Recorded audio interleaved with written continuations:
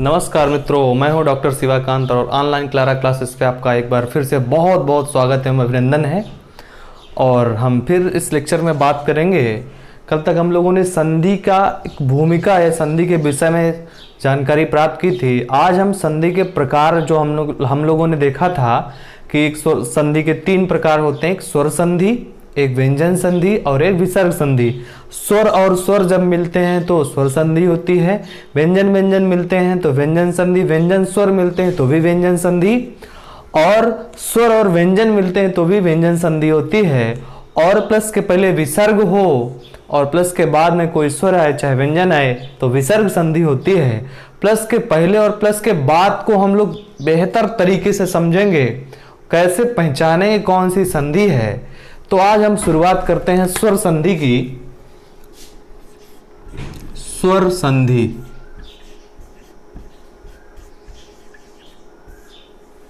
देखिए, स्वर संधि के विषय में हम लोगों ने कल देखा था। आज हम इसको 3 टाइप से पढ़ते हैं स्वर संधि को। एक है भूमिका और एक है लक्षण और तीसरा है प्रकार।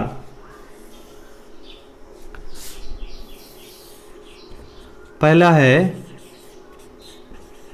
भूमिका और दूसरा है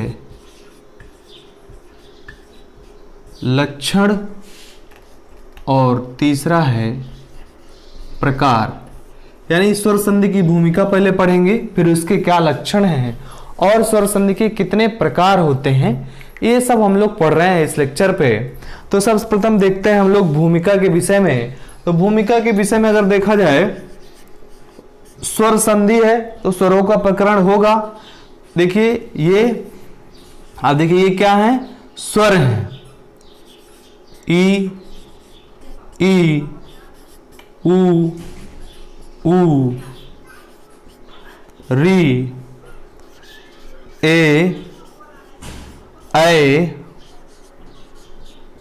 ओ और औ। ये क्या है, स्वर है। तो देखिए चूंकि स्वर संधि है इसलिए इन्हीं का प्रयोग होगा, है ना। तो अब ये हम देख लिए 11 स्वर हैं, 1 2 3 4 5 6 7 8 9 10 11 स्वर हैं, इन्हीं का प्रयोग होगा। प्लस के पहले यही कोई आएंगे, चूंकि हम लोग कल देखे थे, लक्षण में हम देखेंगे अभी ये भी कि जो है अगर लक्षण देखा जाए, देखिए ये भूमिका में सर्वप्रथम हम लोग देख लेते हैं। चलिए, तो यहां पर अब देखिए इनकी मात्राएं, क्योंकि मात्राएं बहुत जानना जरूरी है।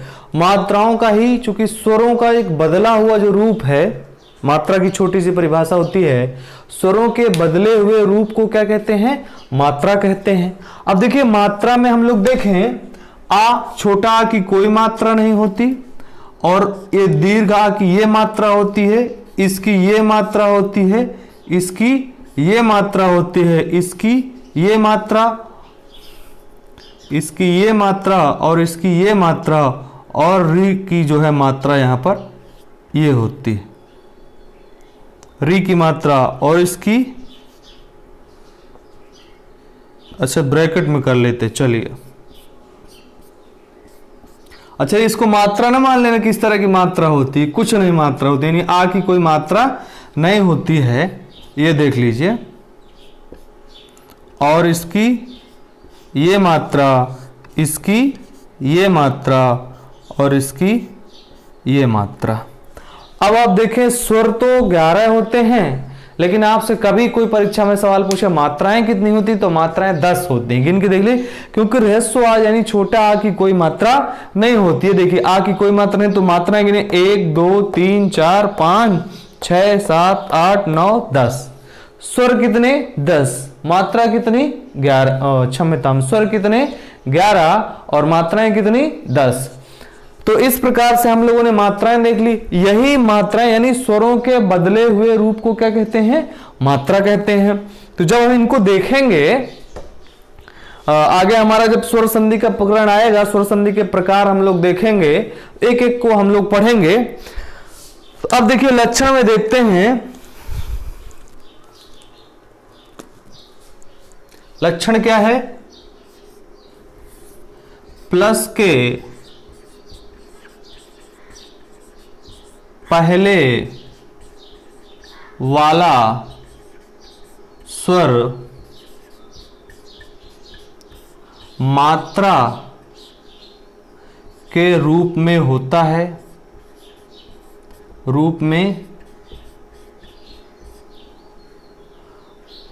है, तथा प्लस के बाद वाला स्वर मूल रूप में होता है। बहुत खास पहचान है, मूल रूप में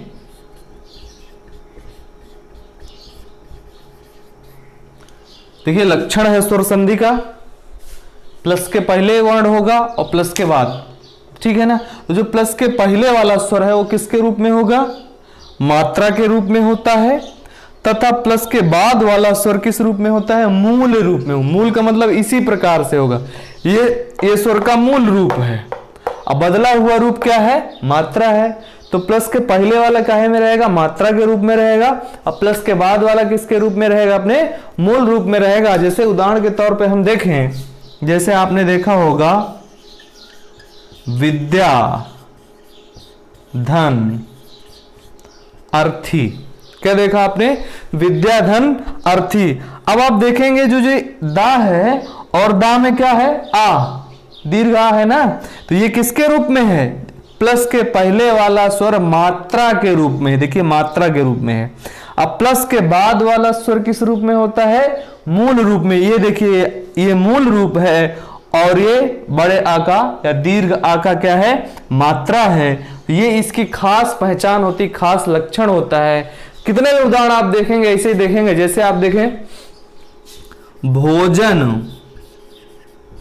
भोजन धन आलय, देखिए ना में आ है लेकिन उसकी कोई मात्रा नहीं होती, तो मात्रा दिखेगी तो है नहीं, लेकिन है तो उसके साथ छिपा हुआ है ना, वो दिखता नहीं है। प्लस के बाद वाला क्या होता है, वो स्पष्ट दिखता रहता है। ठीक है, आप समझ गए होंगे। जैसे आप और देखें सु धन आगतम या सुधन आगतम, सुधन आगतम बराबर स्वागतम। तो देखिए सु में उ है लेकिन किसके रूप में, मात्रा के रूप में, और इसके बाद वाला क्या है, किसके रूप में है, मूल रूप में है। ठीक है ना। तो ये विशेष लक्षण है किसका, स्वर संधि का, कि प्लस के पहले वाला किसके रूप में होगा। आप ठीक से कई बार इसलिए आपको बताते हैं एकदम दिमाग में घुस जाए, नहीं तो बीच बीच में क्या हो जाता है, सब गच्चा खा जाते हो आप परीक्षा में ना, तो गच्चा नहीं खाना है बच्चा, समझ गए ना। हाँ, तो सुधन आगतम हो गया। फिर उसके बाद में देखा जाए, अब इसके आप लक्षण विद्या धनार्थी बराबर विद्यार्थी, भोजन धनालय बराबर भोजनालय, सुधन आगतम बराबर स्वागतम। ठीक है ना। अब इसके बाद में हम लोग प्रकार पढ़ते हैं। तो पहला, ये 5 प्रकार की होती है स्वर संधि। कितने प्रकार की होती है, 5 प्रकार की। तो पहला प्रकार है दीर्घ संधि, दीर्घ स्वर संधि लिख देंगे क्योंकि संधि स्वर संधि का प्रकार दीर्घ स्वर संधि। फिर है गुण स्वर संधि, फिर है वृद्धि स्वर संधि, फिर उसके बाद में चौथा दीर्घ हो गया, गुण हो गया, वृद्धि हो गया, और है यण स्वर संधि, यण स्वर संधि, और 5वां है अयादि स्वर संधि। अच्छा, कहीं खाली अयादि लिखा रहे तो भी वही है, ये ना कह देना कि स्वर उसके साथ टंगे रहे ना। देखिए इसके प्रकार हो गए। अब आप इसका स्क्रीनशॉट लेना चाहें तो आप बहुत आसानी से ले सकते हैं, ले लीजिए स्क्रीनशॉट। उसके बाद में हम लोग एक एक प्रकार देख लेते हैं कि कौन सा क्या कौन सी संधि है। ठीक है, स्क्रीनशॉट आप लोगों ने ले लिया होगा। चलिए हम लोग देखते हैं। अब सबसे पहले दीर्घ संधि पढ़ते हैं, फिर गुण संधि, वृद्धि संधि, यण संधि, अयादि संधि, क्रमशः सबको एक एक डिटेल करके पढ़ते हैं। तो सर्वप्रथम आइए,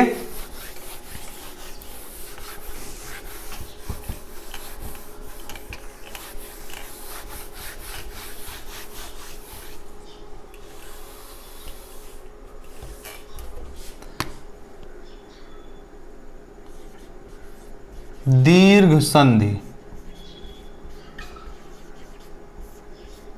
इसका सूत्र होता है अकह सवर्णे दीर्घः। अकह सवर्णे दीर्घः। अच्छा देखिए, अकह सवर्णे दीर्घ का मतलब होता है एक प्रत्याहार होता है और उसका सवर्णी मिल जाए तो दीर्घ हो जाता है। इसको हम लोग संस्कृत विषय में विधिवत तरीके से सूत्र के हिसाब से पढ़ेंगे।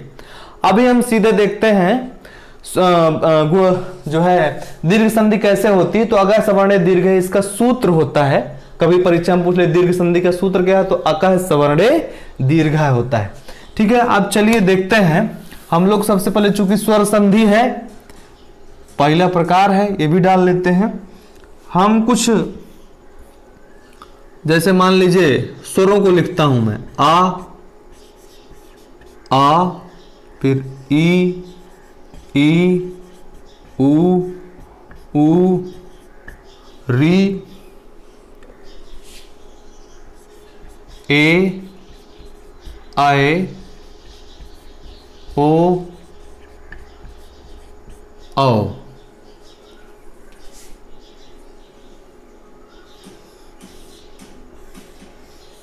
ये बॉक्स नंबर 1 का हो गया। और इसको यही तो स्वर पढ़े हैं, 2, 5, 2, 7, 4, 11। ये बॉक्स नंबर 3, ये बॉक्स नंबर 2, बॉक्स नंबर 1, 2, 3।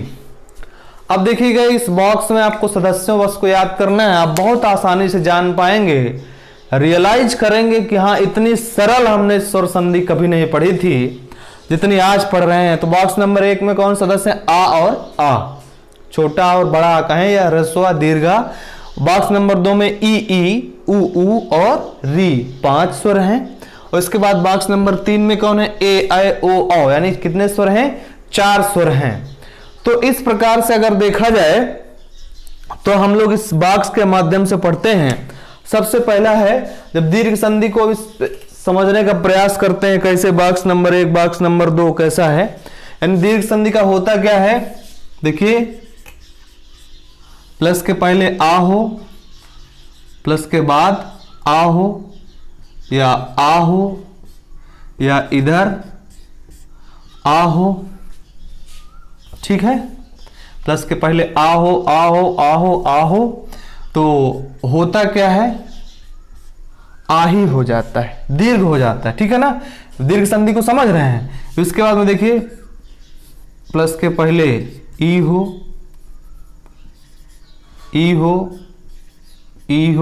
या ई हो, होता क्या है, दीर्घ ई। प्लस के पहले ऊ हो,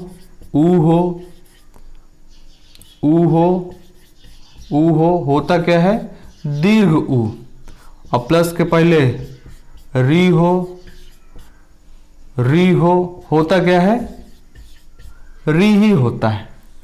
देखिए, इतनी 4 बातें होती हैं, इसके अलावा कुछ नहीं होता, सिर्फ 4 बातें होती हैं। तो अब देखिएगा, इसमें आप थोड़ा सा गौर करिएगा। यानी इसका मतलब ये हुआ, प्लस के पहले चाहे छोटा आवे चाहे बड़ा आवे, चाहे बड़ा पहले हो छोटा, इससे कोई लेना देना नहीं, चाहे छोटा आवे बड़ा आवे। अब प्लस के बाद में भी छोटा बड़ा आए तो समझ लीजिए क्या बनेगा, बड़ा आ ही बनेगा। ऐसा नहीं आप समझेंगे कि बड़ा आ मिल करके इतना बड़ा वाला आ बन जाए, ये वाला ना बना देना, समझ रहे हैं ना। क्योंकि कुछ लोग बड़े दिव्य पुरुष होते हैं, कहा इतना बड़का, एक दूठे डंडा जोड़े, एक दूठे तो 4 डंडा वाला हो गया, ऐसा नहीं होगा। ठीक है ना, तो यहाँ पर दीर्घ आ बनेगा। इसी प्रकार से ही में चाहे बड़ी प्लस के पहले और प्लस के बाद, प्लस हमेशा प्लस को आप याद कर लीजिए, या जुड़ाव है, प्लस के पहले और प्लस के बाद की हम लोग चर्चा करेंगे। तो देखिए, प्लस के पहले चाहे दीर्घ ही है या ह्रस्व ही है, छोटी है बड़ी है, बाद में छोटी है बड़ी है, बाद में होता क्या है, ई ही होता है, यानी दीर्घ ही होना। दीर्घ माने का मतलब क्या हुआ, बड़ा। दीर्घ माने क्या होता है, बड़ा, आ, ई, ऊ।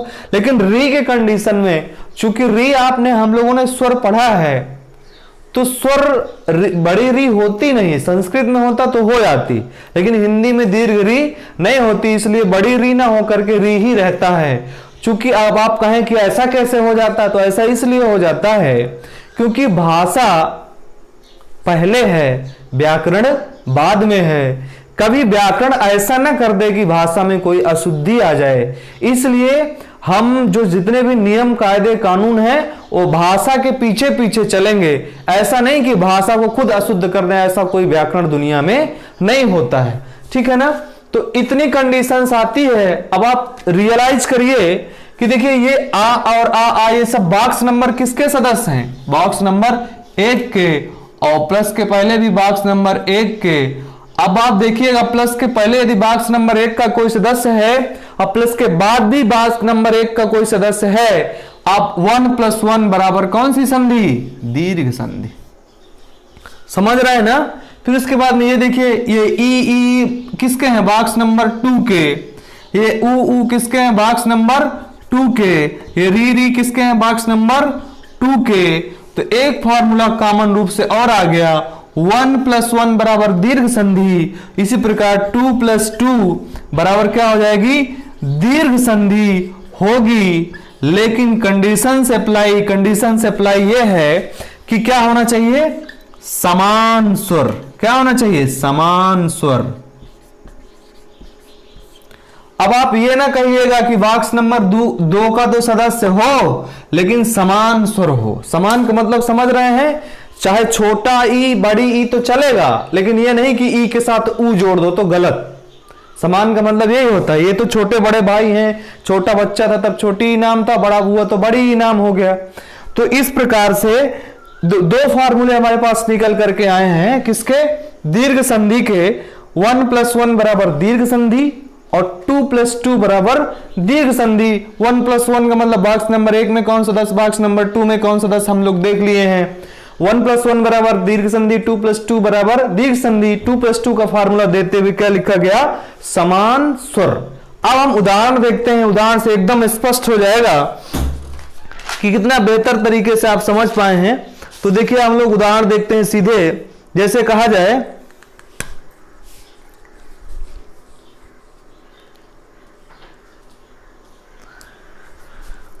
आप उदाहरण देख लेते हैं यहां पर,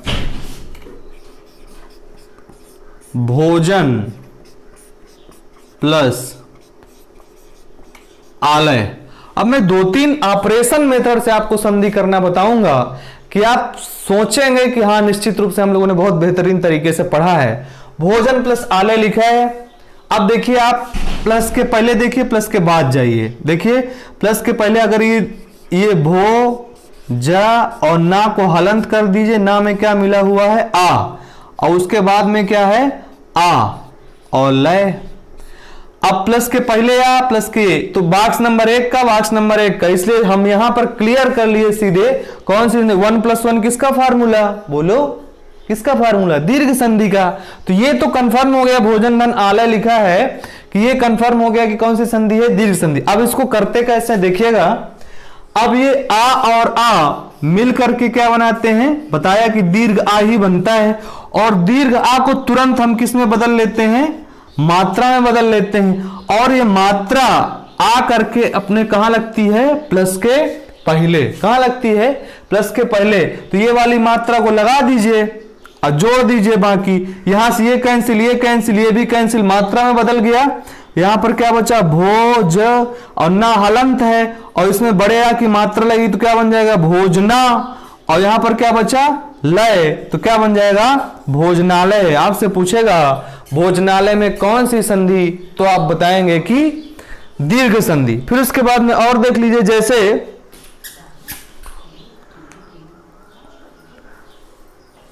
जैसे नर धन अधम,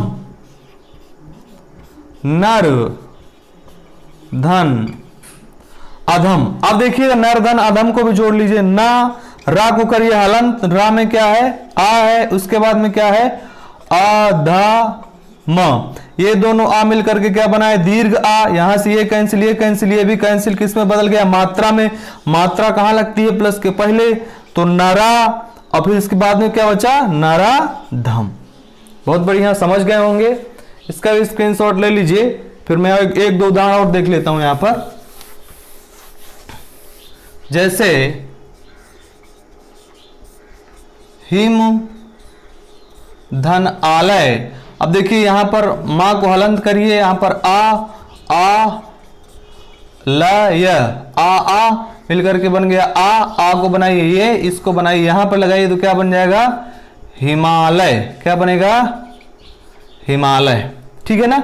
हिमालय में भी कौन सी संधि हो गई, दीर्घ संधि। ठीक है ना। ये इसके उदाहरण होगा, और अच्छे उदाहरण इसके और देख लेते हैं कुछ। जैसे अब देखिए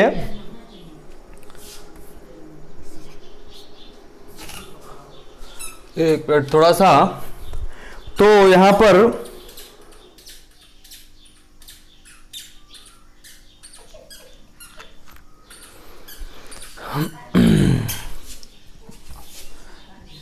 नदी धन ईस। अब देखिएगा ना दा और दा में क्या है, ई है, और यहां पर भी क्या है, ई और सा।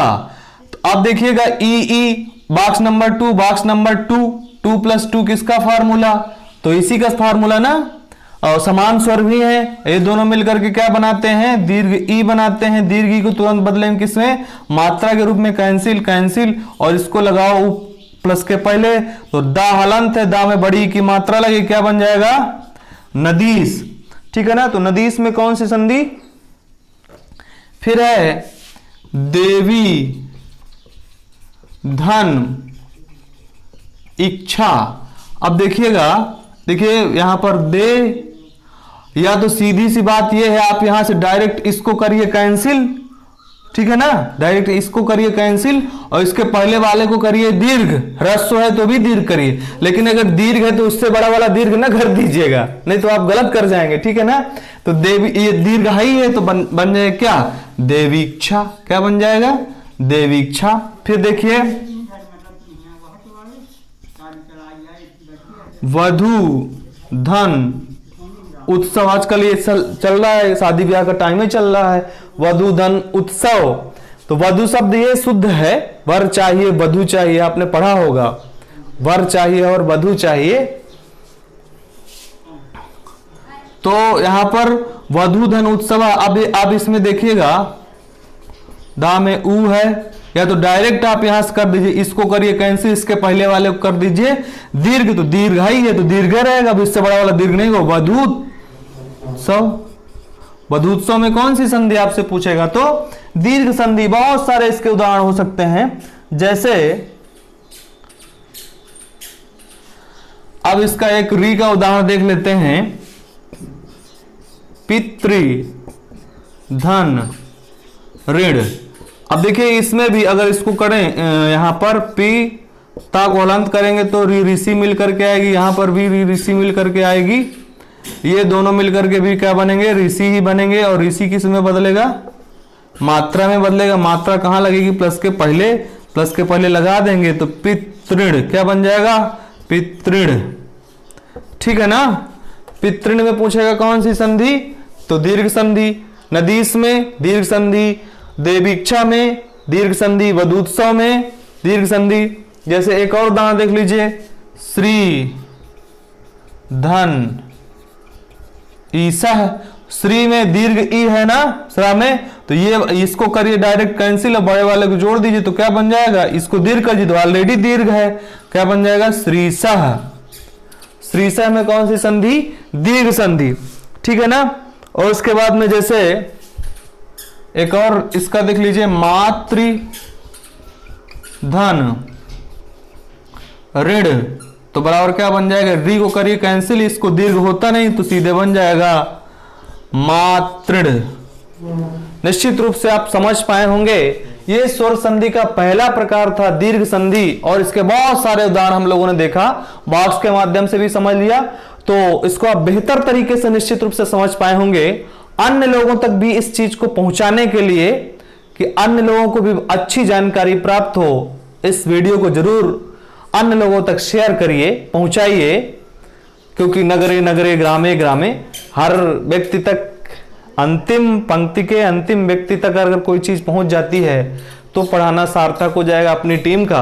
तो क्लारा क्लासेस का यही एक उद्देश्य है कि आप लोग बेहतर तरीके से घर बैठे इस भयावह बीमारी में आप कहीं बाहर नहीं जा सकते, किसी कोचिंग सेंटर में आप हमारे पास टीम के पास नहीं आ सकते हैं, घर बैठे आप बाहर जाने की जरूरत ही नहीं है, क्योंकि आप बेहतर तरीके से यहाँ पर यूट्यूब के माध्यम से आपके घर तक सही एवं सटीक जानकारी पहुंचेगी। तो लोगों तक पहुंचाइए। नमस्कार, बहुत बहुत धन्यवाद।